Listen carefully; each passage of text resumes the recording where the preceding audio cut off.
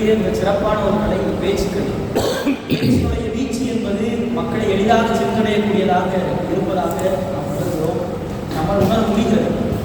அந்த வகையிலே இன்றைய சமுதாயத்தில் சமூக தொடர்பு சாதனங்களான ஊடகங்கள் நமக்கு நன்மையை விளைவிக்கின்றனவா அல்லது தீமையை விளைவிக்கின்றனவா என்ற ஒரு சிந்தனை அடிப்படையிலே இந்த பட்டிமன்றத்தை நாம் தொடங்க இருக்கிறோம். இந்த பட்டிமன்றத்திற்கு வரவேற்று தலைமையேற்க வந்திருக்கிறவர்கள் திரு பேராசிரியர் அருட்தந்தை ஜோசப் குருராஜா அவர்களை நமது கரவொலி எழுப்பி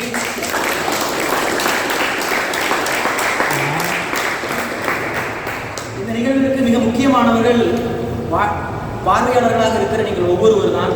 இங்கு பேசப்படுகின்ற ஒவ்வொரு கருத்துக்களும் உங்களை சென்றடைகிறது என்று சொன்னால் எதிர்கால சமுதாயத்திற்கு அதை நீங்கள் கொண்டு செல்வீர்கள் என்ற ஒரே நோக்கத்திற்காக தான். அத்தகைய வகையிலே நீங்கள் அனைவரும் பெருமைக்குரியவர்கள், மதிப்பிற்குரியவர்கள். எனவே உங்கள் அனைவரையும் எங்களது குழு சார்பாக வருக வருகிற வரவேற்கிறேன்.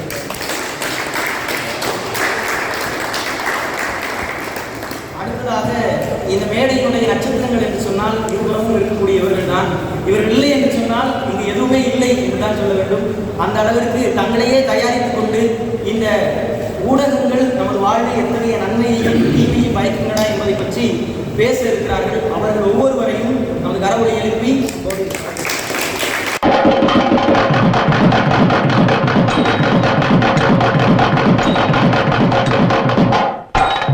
எங்கே தொடங்கலாம் என்று சிந்தித்துக் கொண்டிருந்த போது தொடக்கத்திலேயே தொடங்கலாம் என்று நினைத்தேன். கடவுள் தொடக்கத்தில் மனுஷனை படைச்சாரு, உலகத்தை படைச்சாரு. அப்போ அவர் செய்த முதல் காரியம், அவர் படைத்தார் நல்லவரை கண்டார், படைத்தார் நல்லவரை கண்டார். நம்ம அந்த படத்தில் பார்க்குற மாதிரி வந்தான் செத்தான் சுட்டான் ரிப்பீட்டுன்ற மாதிரி திரும்ப திரும்ப அவர் படைத்தார் நல்லவரை கண்டார் அப்படின்னு போயிட்டே இருந்துச்சு. அடுத்ததாக ஒரு முக்கியமான இறை வார்த்தை ரோமையர் 14:14. நல்லா எழுதி வச்சுக்கோங்க. ரோமையர் 14:14. எப்பொருளும் தன்னிலேயே தீட்டானது அல்ல. அதாவது ஒரு பொருளுடைய தொடக்கமே நன்மையாக தான் இருக்கு. அது தீமையாக மாறுறது பயன்படுத்துகிறவங்களை பொறுத்தது. சமூக தொடர்பு ஊடகங்கள் நன்மைக்காக, இதுதான் என்னுடைய வாதம். எனக்கு இந்த என்னுடைய தீமை என்று பேச வந்திருக்கின்ற நண்பர்களை பார்த்தா கொஞ்சம் வேடிக்கையாக இருக்கு. ஏன் வேடிக்கையாக இருக்கு தெரியுமா? சகோதரர் ஐவின் தூத்துக்குடி மறைமாவட்டம், தூத்துக்குடி மாநகரம் ஒரு மிகப்பெரிய புரட்சி, ஸ்டெர்லைட் போராட்டம் நடந்தது. போராட்டம் தீவிரமடைந்த அந்த நேரம் இந்த அரசியல் நரிகள் செய்த முதல் வேலை இணையத்தை துண்டிப்பது. ஏன்னா இணையத்தை துண்டிச்சா அதுக்கு உள்ள நடக்கிற விஷயம் எதுவும் வெளியே போகாது, மக்களுடைய கூட்டம் பெரிதாக இந்த பிரச்சனைக்காக ஒன்று கூடாது அப்படிங்கிற ஒரு எண்ணத்தில் இணையத்தை துண்டிச்சாங்க. அது அவருக்கு நினைவுக்குதான் தெரியல. அடுத்ததாக சகோதரர் சாமு, நீங்கள் வீட்டுக்கு போனால் என்ன செய்வீங்க? ஹோம் எக்ஸ்பீரியன்ஸ் போய் என்ன செஞ்சீங்க? அவர் செய்த முதல் காரியம் நம்ம எல்லாருக்கும் தெரிஞ்சிருக்கோம். பைக்கு கலக்கு போயிட்டு யாரிடம் செல்வம் இறைவனும் ஒரு பாட்டு பாடி அவர் ரொம்ப அழகாக பதிவிட்டு இருந்தாரு. நீங்கள் ஏன் அதை செய்யணும்? சமூகத்தோட ஊடகம் தீமை தானே, நீ அதை உபயோகப்படுத்தணும். அடுத்ததாக ஒரு உண்மை நிகழ்வு.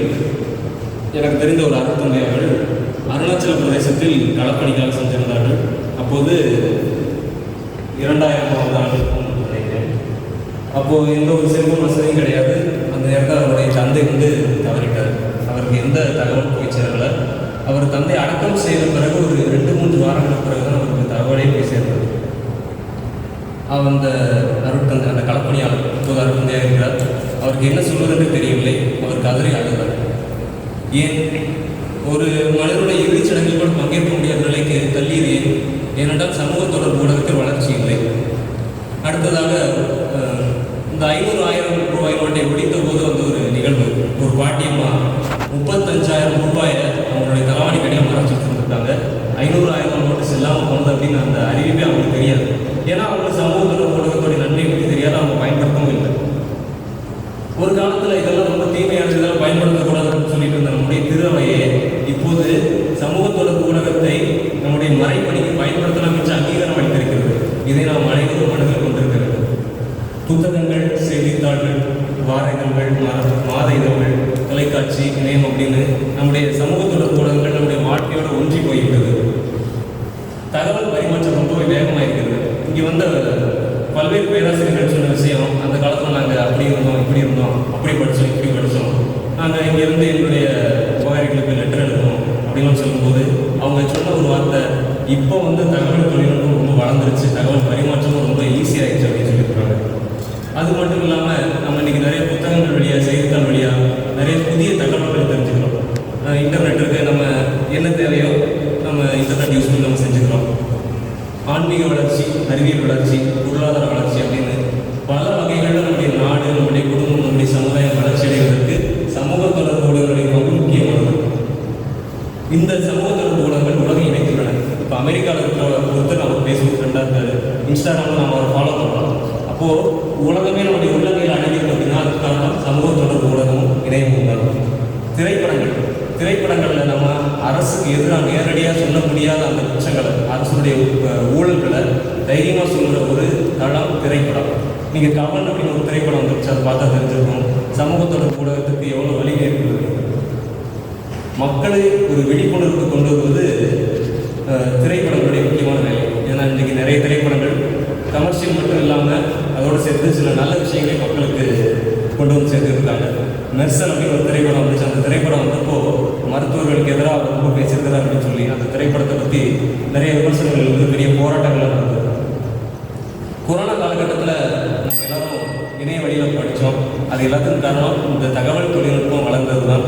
எனவே தகவல் தொழில்நுட்பம் என்பது மிக மிக நன்மையானது. இதை யாரையும் மறந்துடாதீங்க. தகவல் தொழில்நுட்பம் நல்லது தான். ஏன்னா அதை எல்லாம் நம்ம தெரிஞ்சுக்கிறதுனால தான் நம்ம எல்லாருமே ரீடிங் ரூம் பக்கம் அடிக்கடி போகிறோம். ஏன்னா அங்கேருந்து நமக்கு நிறைய தகவல் கிடைக்கும், அதுலேருந்து நமக்கு நிறைய நல்ல விஷயம் கற்றுக்கிறோம். அந்த அளவுக்கு நாமும் தகவல் தொழில்நுட்பமும் வாழ்க்கையில் ஒரு இணக்கத்தோடு வாழ்ந்துட்டு இருக்கோம். இப்படி தகவல் தொழில்நுட்பத்தை பற்றி பேசிக்கிட்டே போகலாம். இறுதியாக ஆதித்யா தொலைக்காட்சியில் ஒரு பணியாளர் அவருடைய பாணியில் இந்த கவிதையை கூறி முடிக்க விரும்புகிறேன். கோடிக்கணக்கில் நியூஸு, எந்த நடிகர் இப்போ மாசு, கோர்ட்டில் முக்கியமான case, corona online class, news paper, magazine, books, internet, இது எதுக்குமே வாயில்லை. ஊமையான ஆயுதம் பவரை பார்த்தியா? இதுக்கப்புறமா ரீடிங் பக்கம் கொஞ்சம் போறியா? ஃபேஸ்புக்கு, இன்ஸ்டாகிராமில் போயிட்டு சாமும் தப்பான எண்ணத்தை நிற்க விட்டு உலகத்தில் இருக்கிற ஒட்டுமொத்த தகவல் களஞ்சியத்தோட அளவு தெரியுமா? சமூக தொடர்பு உலகம் நன்மை இல்லைன்னு மறுக்க முடியுமா? பேப்பர்லேயே ரொம்ப கண்ணியமானது தினமணி. பெஸ்ட் ஆஃப் பிரைஸ் அப்படின்னு இன்ஸ்டாகிராம் அக்கௌண்ட் வச்சிருக்காரு நம்ம வேலை. இதுக்கப்புறம் பெருசாக எதுவும் சொல்ல என் கையில் பேசுறதுக்கு பாயிண்ட் இல்லை. இறுதியாக ஒரு சுடர், அந்த சுடரை ஒளியாக்கிறதும் அதை தூக்கி ஒரு குடிசை மேலே போட்டு அந்த குடிசையை கொடுக்குறதும் உங்கள் கையில் தான் இருக்குது. ஒளின்னு நான் சொல்கிறேன், குடிசை மேலே போடணும்னு அவங்க சொல்கிறாங்க. ஒரு கத்தி எடுத்து காய்கறி வெட்டணும் நான் சொல்கிறேன், கழுத்தை வெட்டணும் அவங்க சொல்கிறாங்க. எனவே சமூக தொடர்பு ஊடகம் நன்மையை தான் விளைவிக்கிறது என்பதே என் வாதம். அதுவே இந்த தீர்ப்பாக வேண்டும் என்று கூறி விடைபெறுகிறேன். நன்றி, வணக்கம்.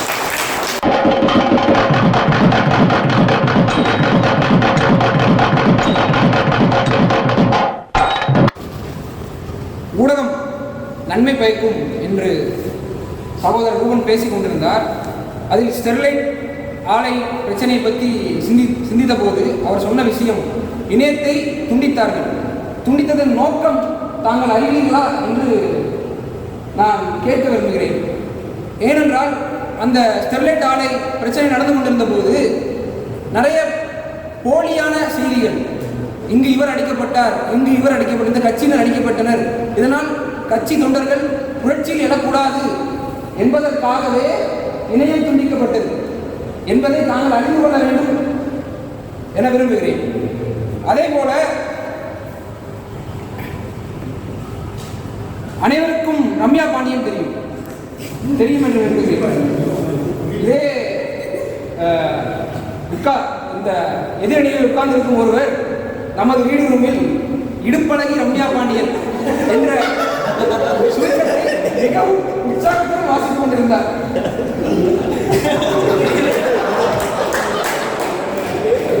ஏன் பிற செய்திகள் அவர் கண்ணுக்கு தெரியவில்லை?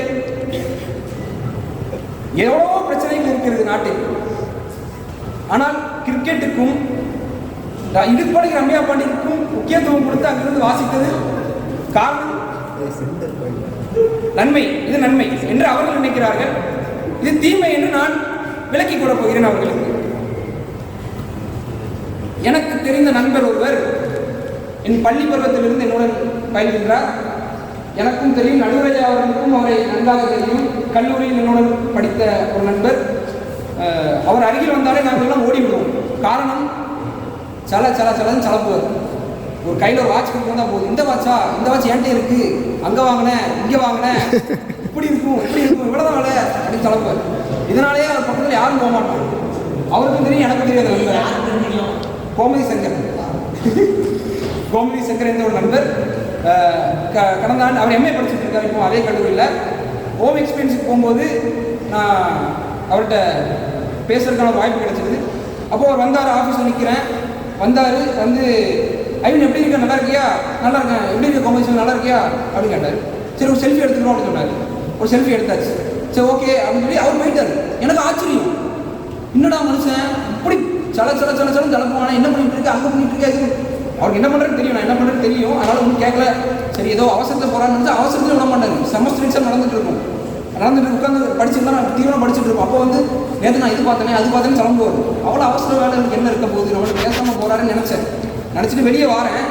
இன்னொரு நண்பரை சந்திக்கிற வாய்ப்பு, அதே கேம்பஸில் இன்னொரு நண்பர் சந்திக்கிறேன். அவர் ஐவின் இப்போ தான் பார்த்தேன், நீ வந்தேன்னு சொல்லி. இப்போ தான் பார்த்தியா? இதில் பார்த்தேன், ஸ்டேட்டஸில் பார்த்தேன். ஸ்டேட்டஸ் நான் ஒன்றும் போடலையே அப்படின்னு. உடனே அவர் செல்ஃபோன் எடுத்து காட்டுறாரு. கோமதி சங்கர் சொன்ன தெரியுமா, ஆஃபீஸில் மீட் பண்ணல, அவர் போட்டிருக்காரு, ஐ met my old friend ஐவின், he was studying spirituality course அப்படின்னு போட்டு ஒரு ஸ்டேட்டஸ். அதுக்கு அடுத்தது those days are like heaven அப்படின்னு இன்னொரு போட்டோ. இப்படி ஒருத்தருக்கு சிலம்பரத்துக்கு பதிலாக ஊருக்கே சிலம்ப ஆரம்பிச்சிட்டாரு. அதுக்கு வாய்ப்பு இருக்கிறது சமூக ஊடகம்.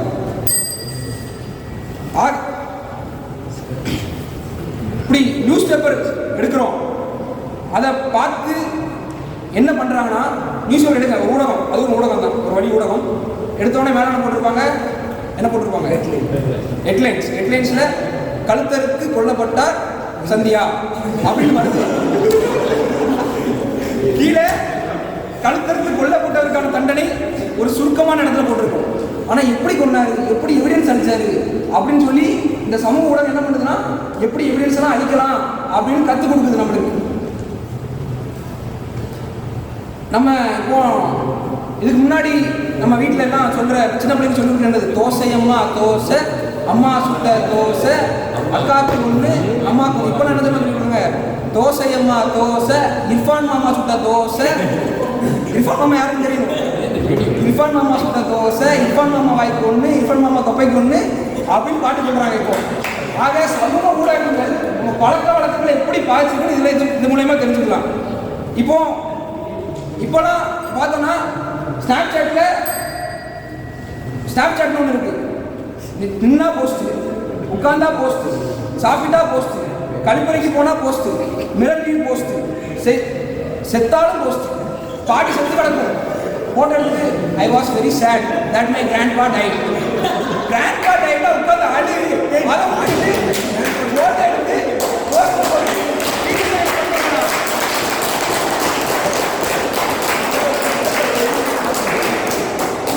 சரி. இன்னும் ஒரே ஒரு கருத்தை மட்டும் விரிச்சு நான் விடைபெறலான்னு இருக்கேன். நம்ம சகோதரர்கள் சொன்னார், எல்லாத்தையுமே ஒரு ஃபாதர் இறந்துட்டாங்க, அவர் இதை அவருக்கு வந்து அந்த செய்தி செஞ்சடையில அப்படின்னு சொல்லி ஒரு இதை வருத்தம் தெரிவித்தாங்க. அதுக்கு நானும் வருத்தப்படுறேன், செஞ்சு அடைஞ்சிருக்கணும்.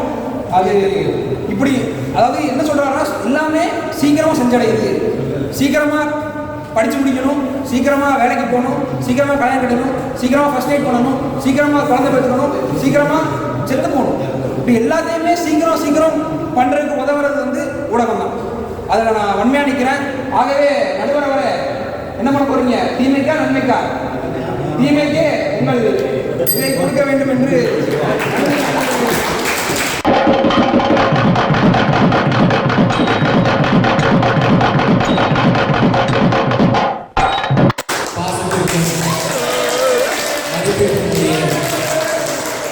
தந்தை அவர்களுக்கும் சமூக ஊடகங்கள் சமுதாயத்திற்கு நன்மையா அல்லது தீமையா என்ற தலைப்போடு எங்களுக்கு தீர்ப்பு வழங்க அமர்ந்திருக்கும் நடுவர் அவர்களுக்கும், இங்கே எங்களது பேச்சுகளை பொறுமையுடன் மிக சிறப்பையுடன் கேட்டுக்கொண்டிருக்கும் உங்கள் ஒவ்வொருவருக்கும்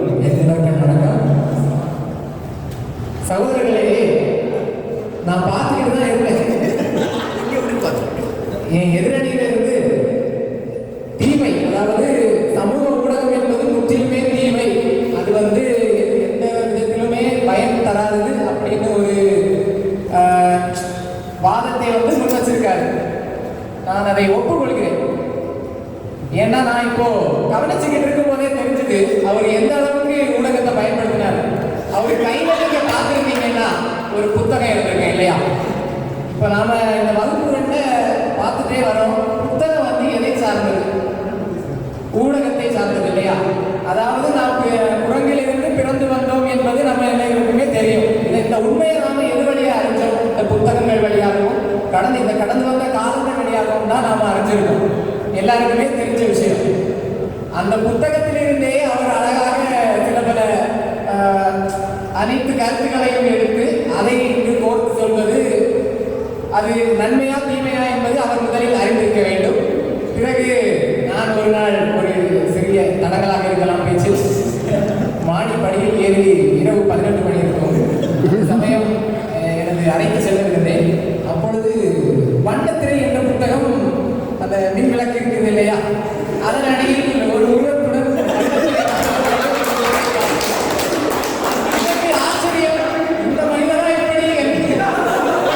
ஆக மேடையில் ஒரு பக்கம் பேச்சு, அறையில் ஒரு பக்கம் பேச்சு. அதை நான் விளக்க விரும்பவில்லை. அது ஒரு பார்க்கணும். நான் பேச வந்த கருத்தை குறிப்பிட்டு நடுவரிடமே நான் தீர்ப்பை கேட்டுக்கொள்கிறேன். திருவள்ளுவர் சொல்கிறார், உலகத்தோடு ஒட்ட ஒழுகல் பல கற்றும் கல்லால் அறிவில்லாதார். இதை எதற்கு வேளையில் நான் முன்வைக்கிறேன் என்றால், ஊடகம் என்பது மனிதனால் உருவாக்கப்பட்ட ஒன்று. அன்பார்ந்தவர்களில் 1912ஆம் ஆண்டு உங்கள் அனைவருக்கும் நீங்கள் அனைவருமே கண்டு கேட்டுக்கொண்டிருப்பீர்கள், டைட்டானிக் என்ற ஒரு சொகுசு கப்பல் அது அமெரிக்காவிலிருந்து செல்கிறது. அதற்கு அது என்ன ஆனது என்பது எல்லாமே உங்களுக்கு தெரியும். அது வரலாறு உங்களுக்கு தெரிந்திருக்கும், நீங்கள் அறிந்திருப்பீர்கள். அதன் வீழ்ச்சிக்கு முக்கிய காரணம் என்னவென்றால் தகவல் பரிமாற்றம் இல்லாததால். அத்தகைய தகவல் பரிமாற்றம் இல்லாத ஒரு காரணமே அது விபத்துக்குள்ளானது என்பது ஒரு முக்கிய புள்ளி. எனவே அக்காலத்திலிருந்தே ஊடகம் ஒரு தகவல் பரிமாற்றத்திற்கான ஒரு கருவி என்பதை நாம் அனைவருமே உணர்ந்து கொள்ள வேண்டும். இதை எதிர்த்தரப்பினரும் ஒத்துக்கொண்டே ஆக வேண்டும். பின்னர் நாம் கிறிஸ்தவ அடிப்படையில் பார்த்தோமே ஆனால் 1977களில் ஆடியோ விஷுவல் இவாஞ்சலைசேஷன், அதாவது ஊடகம் வழி இறையாட்சி, நற்செய்தி பணியை ஊடகம் வழியாக கொண்டு வருவது. இது அனைத்துமே எதற்காக? எளிமையாக மக்களிடம் தகவல்களை பரிமாற்றுவதற்காக. ஆரம்பத்தில் புத்தகமானது இருந்தது, அதன் பிறகு இதழ்கள். இந்த இதழ்களில் எல்லாமே நல்லது மட்டும்தான் வருமா என்றால் அது நாம் மிகைப்படுத்த முடியாது. ஏனென்றால் வாழ்க்கையில் இன்பம் இருக்கிறது, துன்பம் இருக்கிறது, காலை என்றால் இரவு இருக்கிறது. இதுபோல நாணயத்திற்கு 2 பக்கம். இதுபோல ஊடகத்தில் நல்லதும் இருக்கிறது. ஆனால் எதை கண்டுகொள்கிறோம் அதுதான் முக்கியமானது. இதை எதிர்த்தரப்பினர் சரியாக தெரிந்து கொள்ள வேண்டும். காலையில் ஸ்டேட்டஸ் வைப்பது எதற்காக வைக்கிறார்கள்? என்னிடம் இருக்கிறது, நான் அப்பொழுதுதானே தெரியும் வாட்ஸ்அப் பயன்படுத்துகிறேன், அல்லது நான் வெறுமனே அதை வைத்துக் கொண்டு என்ன செய்ய முடியும்? அந்த செய்தியை இப்பொழுது என் தந்தை இறந்துவிட்டார் என்றால் அந்த செய்தியை நான் ஒவ்வொருவருக்காக அழைப்பில் பகிர்ந்து கொள்வதை விட அந்த ஸ்டேட்டஸ் குறுஞ்செய்தி, ஸ்டேட்டஸ் என்றால் ஒன்று புரிந்து கொள்ள வேண்டும், அது குறுஞ்செய்திக்கான ஒரு அடையாளம் மட்டுமே. அந்த குறுஞ்செய்தியை நான் அதில் பகிர்ந்து கொண்டேன் என்றால் அனைவரும் தேவையில்லாத எந்த ஒரு எதிர்பார்ப்புமின்றி இந்த மனிதர் இன்றைக்கு இந்த தகவலை நமக்கு பகிர்ந்து கொண்டுள்ளார் என்பதே ஒரு வழக்கம்.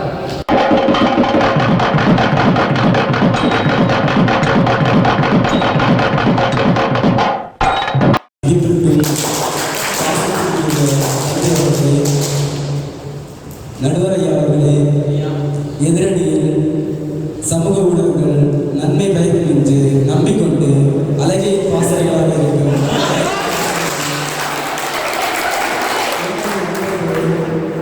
இந்நிகழ்வை பார்த்து கொண்டிருக்கும் பார்வையாளர்களே, உங்கள் அனைவருக்கும் என் வணக்கம். எதிரணியில் தமிழ் பேசியது வந்து அவர் வெறுதனை சமூக ஊடகத்தை பற்றி நாம் பேசுகின்றார். நம்முடைய தலைப்பு சமூக ஊடகங்கள். ஆனால் அவர் சமூக ஊடகத்தை பற்றி அதிலும் சிறப்பாக தகவல் பரிமாற்றத்தை பற்றி ஏதோ வெறுதனை வந்து பேச வேண்டும் என்று எதிர்நோக்கிற்கு பேசி சென்றுள்ளார். நான் என் உரைப்பு செய்து ஒரு பாடல்களை செய்து தொடங்கலாம் என்று நினைக்கின்றேன். எந்த குழந்தையும் நல்ல குழந்தைதான் மண்ணில் பிறக்கையிலே அவன் நல்லவனாகவும் தீயவனாகவும் சமூக ஊடகத்தின் கையில் என்று கூறி என் உரைக்குள் செல்கின்றேன். சமீப காலத்தில் நம்முடைய வாழ்க்கையில் வரும் ஒரு பிரச்சனை என்றால் WhatsApp, Instagram, Facebook, Twitter, snap சொல்லிக்கொண்டே போகலாம். நாம் தவறான சேட்டிங் செய்வது இதுதான் நம்முடைய முதல் தவறான புரிதலாக சமூக மாற்றத்திற்கான சமூக ஊடகத்தில் நாம் தகவல் பரிமாற்றம் செய்வதற்கு தீமையாக இருக்கின்றது. அதே போன்று மறை மாவட்டத்தில் வருகின்ற பகுதி திருமணத்தில் டிவர்ஸ் காரணம் சமூக ஊடகம் காரணம். கல்யாணத்திற்கு முன் பல பெண்களை லவ் பண்ணி அவர்களை ஏமாற்றி கொண்டு பின்னர் கல்யாணத்துக்கு பின்னர் 2 நாட்கள் கழித்து டிவர்ஸ், 1 மாதம் கழித்து டிவர்ஸ், 1 வருடம் கழித்து டிவர்ஸ்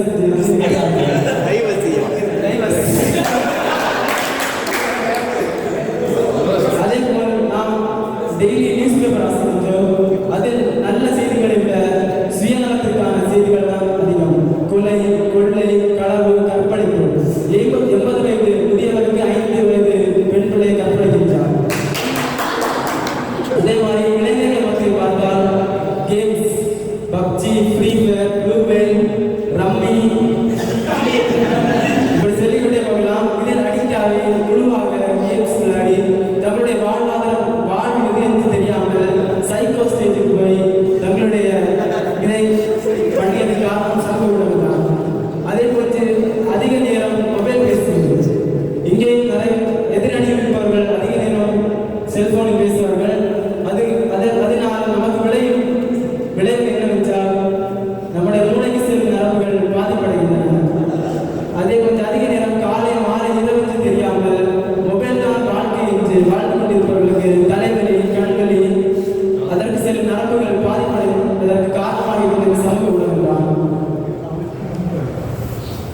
எனக்கு 2 நிறுவனங்கள் சம்பவங்கள் சொல்லலாம் நினைக்கின்றேன். குமரி மாவட்டத்தில் நார்கோவிலில் 25 வயதான இளைஞர் காசி என்பவர் 25 பெண்களுக்கு சேட் பண்ணி அவர்களை ரேப் பண்ணி போட்டோ எடுத்து அதே போட்டோவை தங்களுடைய குடும்பத்தில் காட்டி இதை வெளியிடுவேன் என்று சொல்லி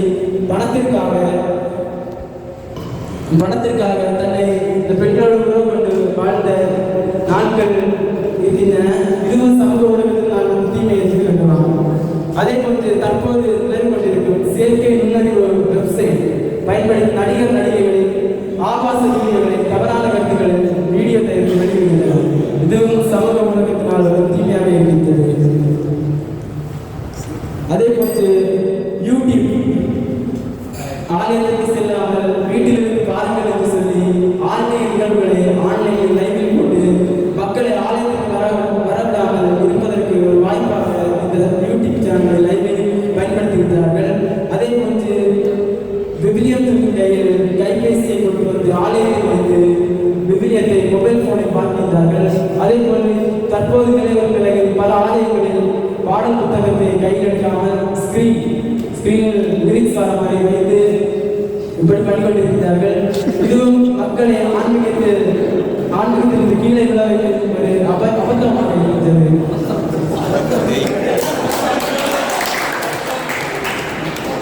அடுத்து பிள்ளைகள் பெற்றோர்களின் உறவு. பிள்ளைகள் மொபைல் கேட்டனா உடனே வாங்கி கொடுப்பாங்க.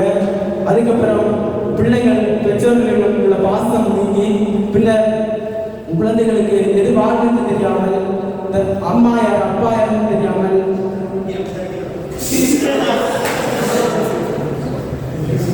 பெற்றோர்கள் உதவி கேட்டால் பெற்றோர்கள் திட்டி விடுவது, பெற்றோர்கள் கோபத்தில் பிள்ளையை கொள்வது, இப்படி பல நிகழ்வுகள் நியூஸ் பேப்பரில் வாசிப்பது. அதே போன்று கொஞ்சம் நேஷனல் விஷயங்களை சேவ் பண்ணி இருப்பதால் நமக்கு ஆபத்து நாம் கூறுகின்றேன். இதுவும் சமூக ஊடகத்தினால் வருகின்ற ஒன்று.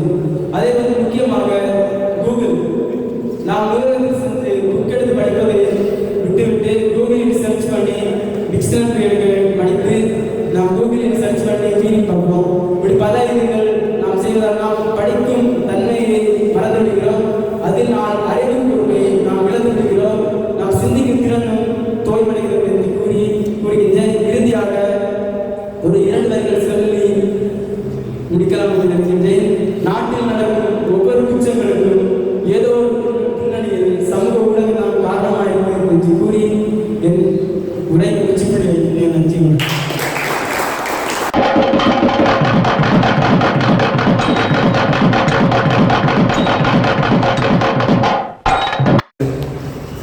சமூக ஊடகங்கள் தீயவை என்பதை முன்வைப்பதற்காக வந்திருக்கும் உங்கள் அனைவரையும் பார்க்கும்போது எனக்கு ஒரு பாடல் நினைவு வந்தது. அதையே சாணவர்கள் தாராளமாக பாடி காட்டிவிட்டார். ஒருமுறை கூட அதை பாட விரும்புகிறேன். எந்த குழந்தையும் நல்ல குழந்தை தான் மண்ணில் பிறக்க இணை, அது நல்லதாவதும் தீயதாவதும் தந்தை வளர்ப்பதில்லை. இந்த ஊடகம் என்பது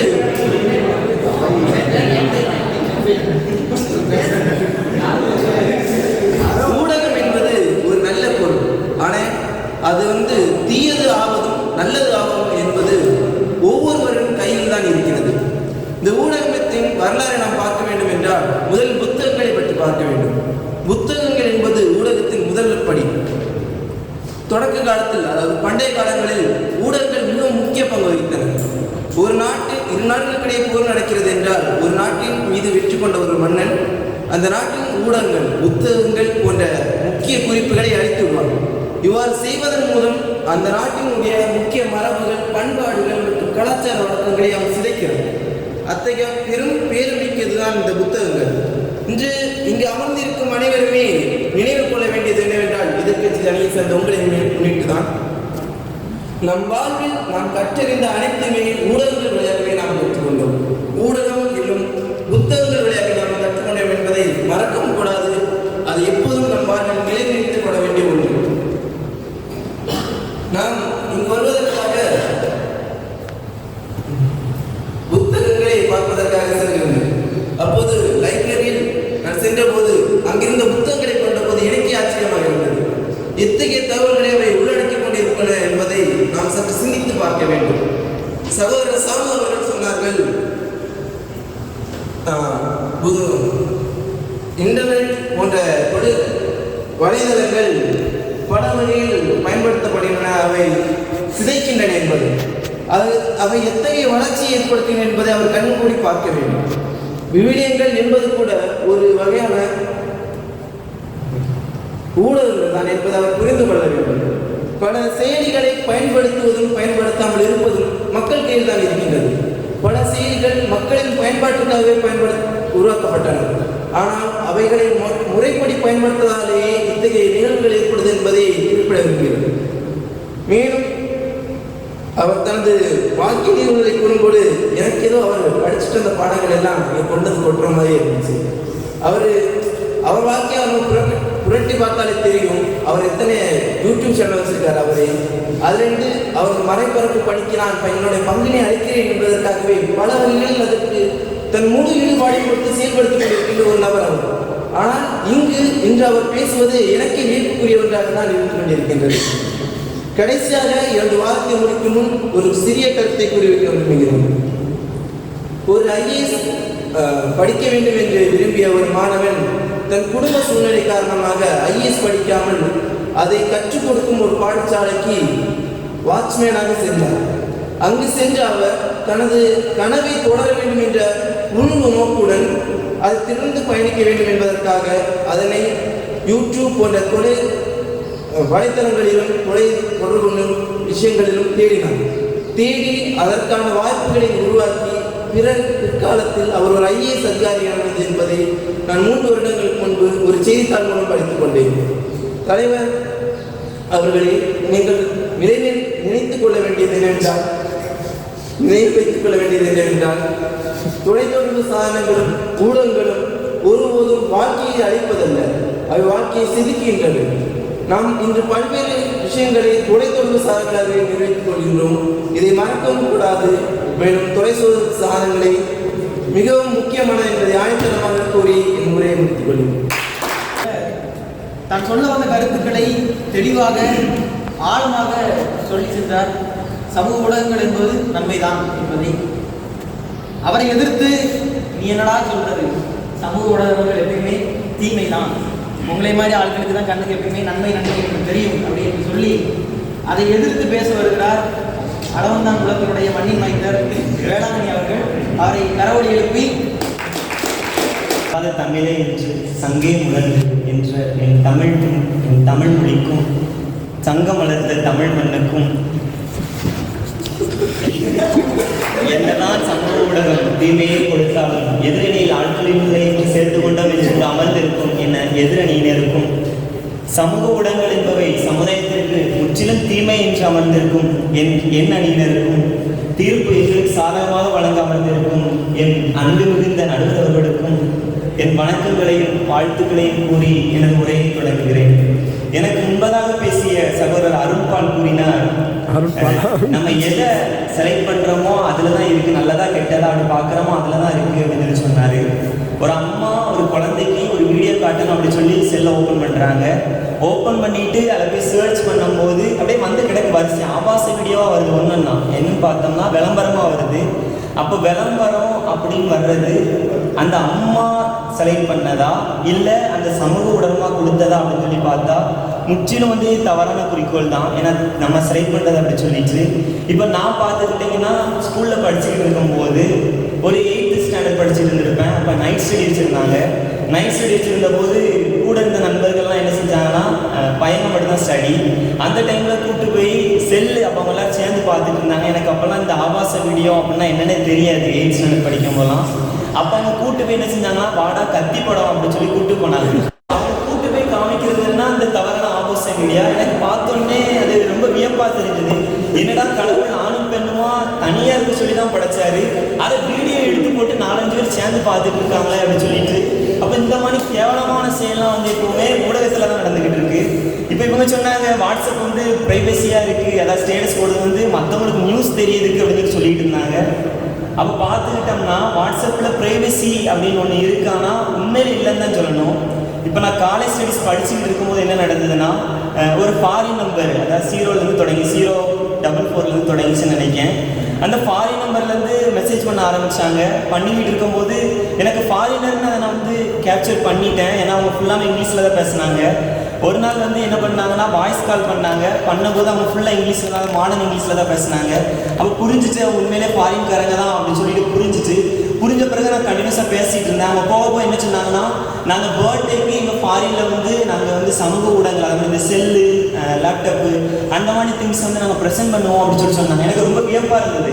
என்னடா பர்த்டேக்கு இந்த மாதிரி நம்ம தான் அவங்களுக்கு கொடுக்கணும், இவங்க என்னன்னா அவங்க நம்மளுக்கு கொடுக்காங்க அப்படின்னு சொல்லிட்டு எனக்கு வியப்பாக இருந்தது. அப்போ என் கூட இருந்த ஒரு சகோதரிட்ட இந்த மாதிரி பகிர்ந்துக்கிட்டேன். இந்த மாதிரி இருக்குது இந்த மாதிரி காரணம். ஆனால் அதே நேரத்தில் என்னன்னா அது இந்தியாவுக்குள்ள வர்றதுக்கு டேக்ஸ் கட்டணும், 30,000 ரூபாய் டேக்ஸ் கட்டணுமா. அப்போ அவங்க பார்சல் அனுப்புறேன்னு சொல்கிறாங்க, 30,000 ரூபாய் டேக்ஸ் கட்டணுமா. அப்போ நான் கூப்பிட்டு விசாரித்த பிறகு யூடியூப்பில் போய் பார்த்த பிறகு தான் தெரியுது, கூப்பிட்டு அந்த பிரதர்கிட்ட கேட்ட பிறகு தான் தெரியுது இது வந்து ஒரு பக்கா ஃப்ராடுத்தனமான வேலை.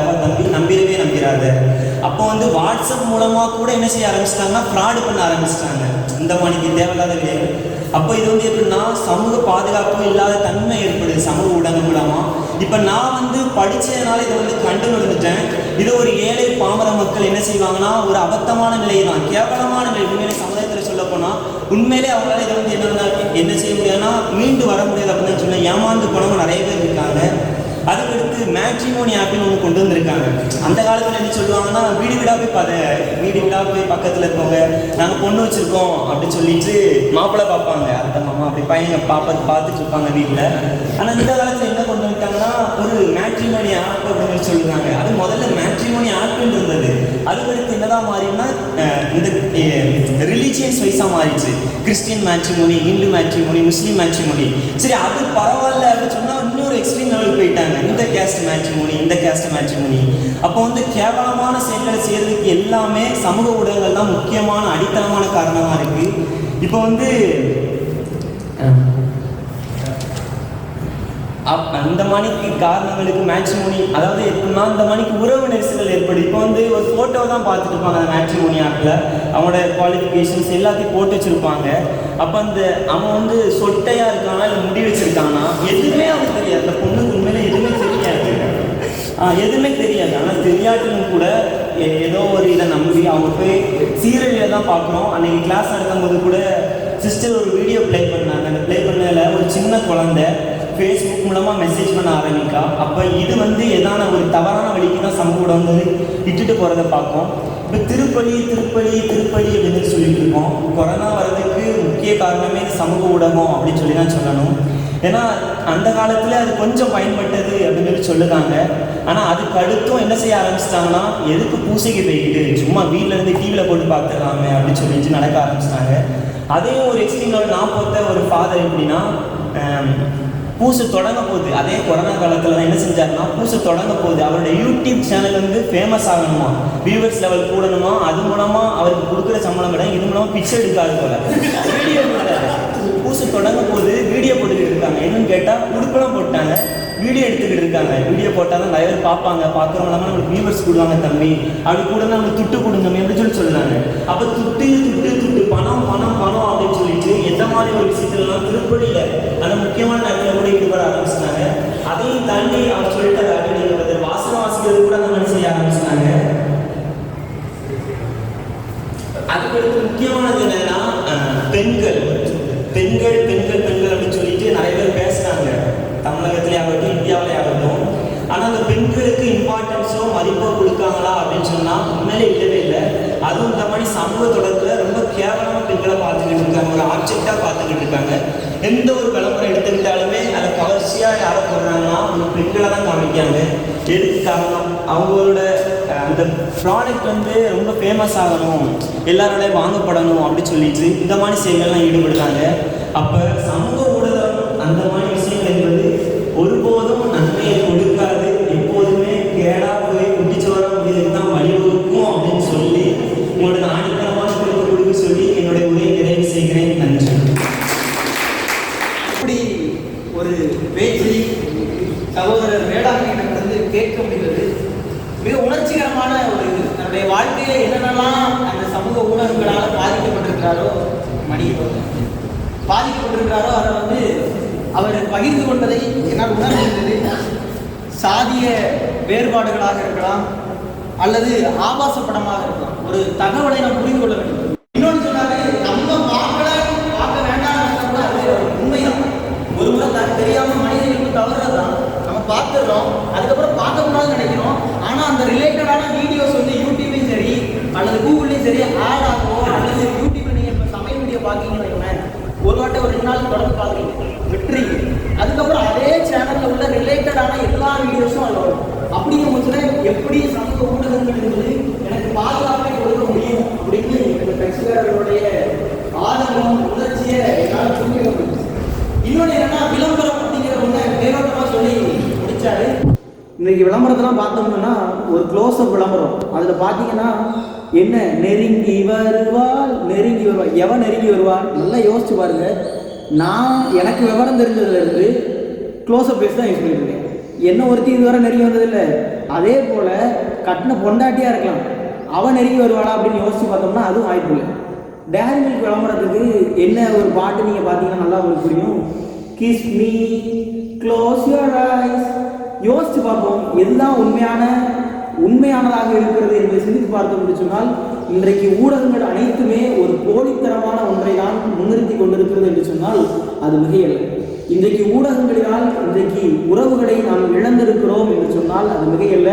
குடும்பத்திலே தாய் தந்தையர் 2 குழந்தைகள் என்று ஒரு மிக மகிழ்ச்சியான ஒரு குடும்பமாக வாழ்ந்த கூட்டு குடும்பத்திலே இன்றைக்கு கூட்டு குடும்பத்தினுடைய நிலை என்னவென்று சற்று சிந்தித்து பார்த்தோம் என்று சொன்னால், தாய் என்பவள் இன்றைக்கு மொபைலிலே லூடோ விளையாடுவதும், தந்தையானவர் ரம்மி விளையாடுவதும், அவருடைய பிள்ளைகள் எல்லாம் ஃப்ரீ ஃபயரும் பப்ஜி என்றும் தங்களுடைய நேரத்தை தங்களுடைய உறவுகளை தொலைத்துக் கொண்டிருக்கிறார்கள் என்பதுதான் நிதர்சனமான உண்மையாக இருக்கிறது. நண்பர்களே, அதையெல்லாம் கடந்து இன்றைக்கு குடும்பத்தில் என்பது சண்டை என்பது ஒரு சாதாரணமான ஒன்றுதான். ஆனால் இன்றைக்கு சண்டைகள் எப்படி மாறி இருக்கிறது சொன்னால், தாய் தந்தை சண்டையிட்டாலும் பரவாயில்லை, தாங்கள் விளையாடுகிற விளையாட்டு தான் முக்கியம் என்று குழந்தைகள் இருக்கிறார்கள். அதிலும் மிகச்சிறந்த உச்சம் என்று சொன்னால், அந்த ஃப்ரீ ஃபயர்ல விளையாட முடிச்சுட்டு அவன் சொல்லுவான், அம்மா அப்பா சண்டை போட்டிருப்பாங்க, இவன் பேசுறது எப்படி இருக்குன்னா, அடிப்போ நல்லா அடிப்போ, ஹெட்ஷாட் போடுவோம், க்ளோவல் போடுவோம், கிரானைட் தூக்கி போடுவோம். அப்ப தன்னுடைய தாய் தந்தையர் அடிபட்டாலும் பரவாயில்லை, மிதிபட்டாலும் பரவாயில்லை, தான் விளையாடுகிற விளையாட்டு தான் முக்கியம் என்று சொல்லி இன்றைக்கு தாய் தந்தையர்களோடு செலவழிக்கிற நேரத்தை குழந்தைகள் துளைத்திருக்கிறார்கள் என்று சொன்னால் ஊடகத்தினால் தீமைகள் தான் என்பது இவர்கள் கூறுவது ஒரு பக்கம் நியாயமாக இருக்கிறது. அப்படியும் பார்த்தா இன்னொரு பக்கம் இவங்க சொல்றது உண்மைதானே, இன்றைக்கு ஊடகங்களினால் பல நன்மைகள். அன்றைய காலத்தில் புறா மூலம் தூது விட்டார்கள், அதன் பிறகாக லெட்டர் அனுப்புனாங்க. இப்போ என்னன்னு பார்த்தோம்னா ஒரு மெசேஜ், அதிலே போதும் எல்லா தகவல்களையும் நம்மால் பகிர முடிகிறது. விண்வெளி தொடங்கி விவசாயம் வரை இன்றைக்கு சமூக ஊடகங்களால் நாம் பயன்பெற்று கொண்டிருக்கிறோம் என்று சிந்தித்தோம் என்று சொன்னால் அதனால் ஒரு விதத்தில் நன்மைதான். நன்மையும் இருக்கிறது, தீமையும் இருக்கிறது. இந்த இரண்டுக்கும் நடுவில் நான் இருக்கிறேன். என்ன பதிலை, இவர்களுக்கு என்ன தீர்ப்பை கொடுக்க வேண்டும் என்ற ஒரு குழப்ப நிலையில் இருக்கிறேன். Necessity is the mother of invention என்று சொல்வார்கள். தேவையே கண்டுபிடிப்பின் தாயகம் என்று சொல்லி இன்றைக்கு மனிதன் தன் வாழ்க்கையில் பயன்படுத்துகின்ற ஒவ்வொன்றும் தேவையின் அடிப்படையில் பிறந்ததுதான். முதலாக பாறையை பார்க்கிறான், உருள்கிறது, தனக்கு தேவையான வண்டியை தயாரிக்கிறான், சக்கரமாக அதனை பயன்படுத்திக் கொள்கிறான். அதனுடைய பரிமாணம் தான் அது. அதே போலதான் ஒவ்வொரு தேவைகளையும் உடைய பிறப்பிடமாகத்தான் ஒவ்வொரு பொருட்களை நாம் கண்டுபிடிக்கிறோம். நாம் கிறிஸ்தவத்தில் பார்த்தோம் என்று சொன்னால் கிறிஸ்தவர்களுடைய புனித நூலாக கருதப்படுகிற திருவிவிலியத்திலே தொடக்க நூல் 3ஆம் அதிகாரத்திலே கடவுள் இந்த உலகத்தை படைத்த உடனே ஆதாம் ஏவாளுக்கு என்ன சொல்கிறார் என்று சொன்னால் ஒரு மரத்தை படைக்கிறார். அந்த மரத்தை நீங்கள் தொடக்கூடாது, அதை தொட்டால் நீங்கள் சாவீர்கள் என்று சொல்கிறார். கடவுளுக்கு தெரிந்திருக்கிறது அது தீமை என்று சொல்லி, ஆனாலும் அதை படைத்தார் என்று சொன்னால் நாம் அதற்கேற்றார் போல நாம் எது நன்மை தீமை என்பதை அறிந்து கொள்பவர்களாக இருக்க வேண்டும். நன்மையும் தீமையும் உங்கள் முன்னே வைத்திருக்கிறேன் என்று சொல்கிறார். அதே போல இந்த ஊடகங்களால் நமக்கு நன்மையும் இருக்கிறது, தீமையும் இருக்கிறது. ஒரே ஒரு உதாரணத்தை சொல்லி என்னுடைய தீர்ப்பை நிறைவு செய்ய ஆசைப்படுகிறேன். ஒரு வழிபோக்கர் ஆக நாம் இருக்கிறோம் என்று சொன்னால் பாதையில் ஒரு கல் கிடக்கிறது. அந்த கல்லை நல்ல ஒரு மனிதராக இருந்தார் என்று சொன்னால் அந்த கல்லை அவர் தூக்கி ஓரமாக போட்டுவிட்டு யாருக்கும் தடையில்லாமல் சென்று விடுவார். இதே ஒரு கொத்தனார் அந்த கல்லை பார்த்தார் என்று சொன்னால் அது வீடு கட்டுவதற்காக அவர் அதை பயன்படுத்திக் கொள்வார். இதே கல்லை ஒரு சிற்பி பார்த்தார் என்று சொன்னால் அது ஒரு கடவுளை வழிபடக்கூடிய சிற்பமாகவோ அல்லது பிறரால் அழகாக ரசிக்கப்படக்கூடிய ஒன்றாகவோ அவர் மாற்றிவிட்டார். இதே நாம இருந்தோம் என்று சொன்னால் அதே வழியில் ஒரு நாய் போயிடுச்சு என்று சொன்னால் அதை கல்லை கொண்டே எழுதி துரத்திருப்போம். இப்ப ஒரே கல்லு தான், நபர்கள் தான் வேறு. அதே போலதான் ஊடகம் ஒன்றுதான், அதை பயன்படுத்துகிற நபர்கள் தான் வேறு. அதை புரிந்து கொள்வோம். ஊடகங்கள் என்பவை பயன்படுத்துபவர்களுடைய கையின் அடிப்படையிலே நாம் அதை எவ்வாறு தேர்ந்து தெளிகிறோம் என்பதன் அடிப்படையிலேயே நன்மையும் தீமையும் பயக்கிறது. ஊடகங்களால் நன்மைகளும் இருக்கிறது, தீமைகளும் இருக்கிறது. நாம் அதை எவ்வாறு பயன்படுத்துகிறோம் என்பதை பொறுத்துதான் நன்மையும் தீமையும் அமைகிறது என்று சொல்லி இந்த நல்லதொரு வாய்ப்பை அமைத்து கொடுத்த JLR மீடியாவினுடைய நிறுவன தலைவர் பேரருள் தந்தை ஜோசப் லூர்தராஜா அவர்களுக்கும் இங்கு மிகச்சிறப்பாக பேசிய ஊடகத்தால் நன்மைதான் என்று பேசிய அருட்சகோதரர் ரூபன் அவர்களுக்கும், ரமீன் அவர்களுக்கும், அருண் அவர்களுக்கும், ஊடகத்தினால் தீமைதான் என்ற தன் கருத்தை முன்னிறுத்திய ஐவின் அவர்களுக்கும், சாம் அவர்களுக்கும், வேளாங்கண்ணி அவர்களுக்கும் என்னுடைய மனமார்ந்த நன்றிகளை தெரிவித்துக் கொண்டு இந்த பேச்சினுடைய வீச்சு என்பது மிக பெரும் உச்சத்தை தொடும் என்ற ஒரு நம்பிக்கையோடு இந்த ஊடகத்தின் வழியாக நன்மையான இந்த ஒரு பட்டிமன்றத்தை நாங்கள் கொண்டு சேர்கிறோம். இது பல மனிதர்களுடைய மக்கள் மனதில் நன்மையான செயல்களை, நன்மையான எண்ணங்களை கொண்டு சேர்க்கும் என்பதில் எவ்வித ஐயப்பாடும் இல்லை என்று கூறி அனைவருக்கும் நன்றி கூறி விடைபெறுகிறோம். நன்றி, வணக்கம்.